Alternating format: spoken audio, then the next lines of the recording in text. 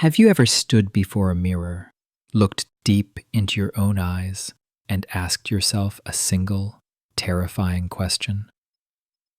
Is this really how I am going to spend the rest of my working years? Is it true that I will simply serve my time at work until the very end? And if I am lucky enough to reach retirement, will I honestly be able to look back and say, yes, that was exactly the life I wanted to live? You know, exactly 1 year ago, that man in the mirror was looking back at me with silent reproach. And I did something that many would call madness. I walked away from a brilliant career, a stable income, a company car, and bonuses. I had only modest savings, no guaranteed pension lined up, and, to be honest, no clear plan whatsoever. I was 53 years old. I am 54 now. And today, I want to tell you the story of how I survived, how I learned to pay my way without a monthly salary, and the lessons fate has taught me. My path was not the path of an academic or a chosen few. I left school at 16, having received a very modest education in a standard comprehensive school. I didn't go on to university. Like many of our generation, I simply fell into a job to pay the bills and tried to enjoy what I had. Life flowed along its course until, one day, fate threw me a challenge. I was offered a role as an area manager, a job on the road, technical, difficult, but interesting. I thought, why not? Why not challenge myself? And I was lucky. That job completely turned my life around. My income doubled overnight. There were bonuses, private health care, a company vehicle. It seemed I had caught a lucky break. But then came that forsaken year of 2020, which divided our lives into before and after.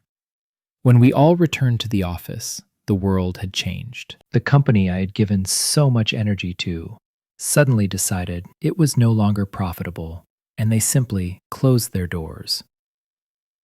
Because I had been there for 15 years, I wasn't thrown out onto the street empty-handed. I received a decent redundancy package. Reason whispered to me, "Stop, breathe, think." But I didn't listen.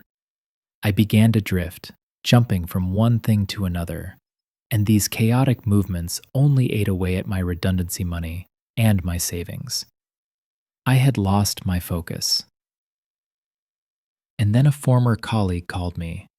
He invited me to a massive multinational corporation, a company I had dreamed of working for in my youth. "Come back," he said. "Similar money, same benefits, stability again." And I agreed. I put the yoke back on, relieved that I no longer had to worry about where the next bill payment was coming from. I went through the inductions, got back out on the road, and realized the joy was gone. Everything was different. I didn't feel like an experienced specialist. I felt like a schoolboy forced into a framework of rigid discipline. Endless rules, total control. You are tracked by GPS. You are obliged to justify every single minute of your day, to hit sales targets handed down from above by people who do not know the reality. In this new corporate world, there was no room left for creativity. And during my forced time off, I had realized one fundamental truth. Human beings are creators by nature. It doesn't matter if you paint pictures or sell complex equipment. If the ability to influence the process is taken away from you, if you become just a cog in the machine, life loses its taste.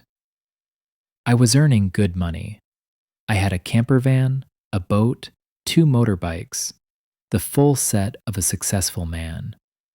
But it was precisely then, at the peak of external well-being, that my body began to send distress signals. At this age, I have to have regular blood tests.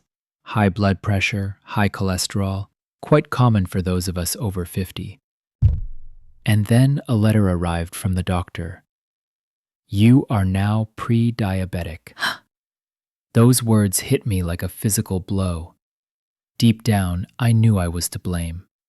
Life on the road means stopping at McDonald's twice a week, eating poorly, and dinners that I increasingly washed down with a bottle of wine to numb the stress. I looked the truth in the eye. I was not doing right by myself. I was treating myself badly. I was betraying my own health for a paycheck. The decision came instantly. I didn't consult with anyone. I knew they would try to talk me out of it. I just called my boss in the morning and said, I'm sorry, but I'm handing in my notice. My colleagues were shocked. What are you doing? They cried. Take it back. They'll forgive you. They'll let you stay. But I knew there was no going back. I chose health over career. I wanted to do with the rest of my days what I wanted to do with my time. I no longer wanted to experience that sticky, heavy feeling of Sunday dread when the weekend evening is poisoned by the thought of Monday morning. But my friends, quitting wasn't the brave part. The brave part was surviving the year that followed. When you have worked your whole life, work becomes your identity. It is who you are. And suddenly, you are nobody. My finances began to dwindle, but time suddenly took on incredible value. I realized that my savings, just under £20,000, were all I had.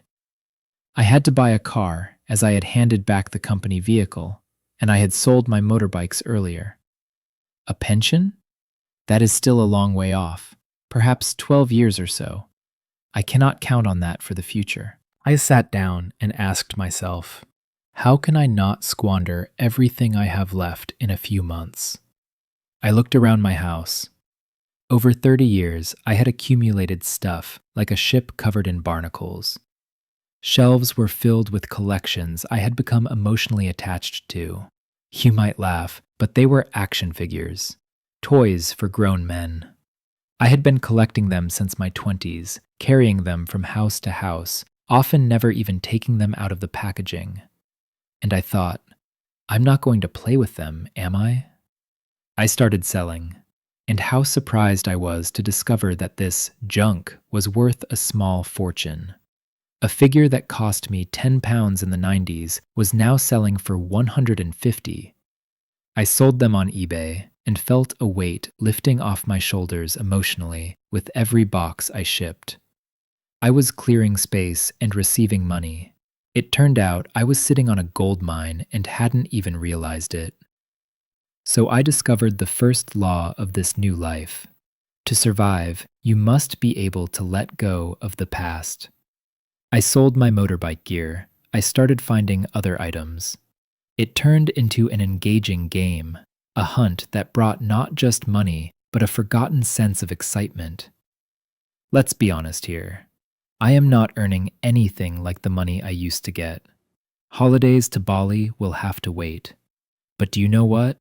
It doesn't worry me in the slightest. When you live waiting for that 1 or 2 week holiday a year, you are essentially wishing away 50 weeks of your life for 14 days of happiness. Do you understand that feeling? When you are already waiting for the weekend by Wednesday, and on Sunday evening you are sitting there dreading the week ahead. It was causing me insomnia. I wasn't sleeping, my mind constantly racing about where I had to be at 9 o'clock the next day. Now, all that is gone. I organize my own life. I have always been an organized person. Idleness is not in my nature. But now my discipline serves me, not a director. My morning begins not with traffic jams and stress, but with nature. And this is, perhaps, the most positive change. I wake up and I go for a walk. Approximately 5 miles along the river, through the countryside. I listen to the birds, I watch the wildlife. I never really believed in that aspect before. When people spoke of connecting with nature, I thought it was just for dreamers. But now I feel it physically. My cortisol, the stress hormone, lowers naturally. I sleep better, 6 or 7 hours now, whereas before I would be lucky to get 1 hour of broken sleep, waking up shattered. I have returned to training with weights 3 times a week, but I have scaled it to suit a 54-year-old man. I am not trying to be a bodybuilder. My goal is not to grow a mountain of muscle, but to stop muscle wasting as I age. 30 minutes, rows, presses, squats, curls. Simple, reliable, effective. I have rethought my nutrition, and here, I was lucky enough to have some people in my life who gave me good tips. I moved to intermittent fasting. No food after 8 p.m. and nothing until 5 p.m. the following day. It sounds dauntless, but in reality, it gave my body an incredible lightness. During the week, I am strict with myself. No bread, no sugary things. But at the weekends, I allow myself anything. Bacon sandwiches, sweets, a few beers. It is a reward that allows me not to feel cheated during the week. And because I no longer dread Mondays, my Sundays have become something I actually look forward to. The result? A few weeks ago, I got a text from my GP surgery. My blood sugar is back in the normal range. I am no longer pre-diabetic. My effort has paid off. Knowing that I have reversed these issues through my own choices gives me more satisfaction than any annual bonus ever did. The second lesson I learned: we need far less money than we think. I call it a minimum viable income. I sat down and worked it out. Council tax, utility bills, food. I crossed out everything unnecessary, subscriptions I didn't use, frivolous spending. And the figure surprised me. To just exist comfortably, I need about £1,000 a month. Yes, I own my house, so I don't have a mortgage, but everyone will have their own number. And when I realized I only needed 1,000, the fear vanished. Even if I earn less one month, I am not eating into my savings too heavily. Look around your own house. Do these things actually serve you? Or do they just cost you money and take up space? Having a purge of these things cleanses the mind in a surprising way. You stop relying on the consumption race. You suddenly realize you want to feel something real, not just possess things. At our age, when we start seeing friends and family pass on, this understanding becomes profound. But where does the money come from when savings run low? I discovered a world I call vintage arbitrage. It is the art of finding value where others see none. You buy something at a boot sale for £5 and you sell it for 30 or 40. And that gives you a dopamine hit, a genuine sense of satisfaction that I never felt in my sterile office environment. Money earned by your own wit and effort carries a completely different weight. A salary is just a deposit in the bank. You don't respect it the same way. But here, every pound earned is a small victory. I go to boot sales. Sometimes you see a box of kitchen equipment. People think it's junk. But inside, amongst broken blenders, is a coffee grinder worth £150. Or old cables. Everyone has that drawer at home with tangled wires we are afraid to open. Yet, it can be a gold mine. Old plugs for navigation systems, parts for appliances no longer manufactured. People pay significant money for these because they are spares they cannot find elsewhere. But the most important acquisition of this year was not money and not the treasures I found. It was time. Time to think. Time to rebuild. I am now spending half my day learning new skills in digital marketing. At 54, I am a student again, and I am investing in my future. If someone came to me right now and offered me my old life back, with a salary of 5 or even 10,000 a month, I would honestly choose this life. I know this won't suit everyone. If you have a young family and a mortgage, the risk is different, but you can still restructure your life. You can always find a way to make it serve you better. You realize a deeply uncomfortable truth. You have lived quite a bit more of your life than you have left to live. That thought can either scare you or it can set you free. It set me free. So, Here are the 4 main lessons I have learned in this year of freedom. Lesson number 1. Time is worth much more than money. Yes, it is a cliché, but you only feel the truth of it when you stop rushing. You can always get more money, but when your time is up, that's it. Lesson number 2. You only need enough. Excess does not make you happier, it just weighs you down. Work out your minimum viable income, and everything becomes easier. Lesson number 3. Your health isn't optional, it is foundational. Without it, no amount of money matters. If you are destroying yourself for a job, you are working at a loss, no matter the figures on the paycheck. And lesson number 4, perhaps the most important. You don't need anyone's permission to change your life. I didn't ask for anyone's opinion, and it was exactly what I needed to do. That is my story. A man of 53 who gave up a decent career to change his life. And I would say I have achieved that.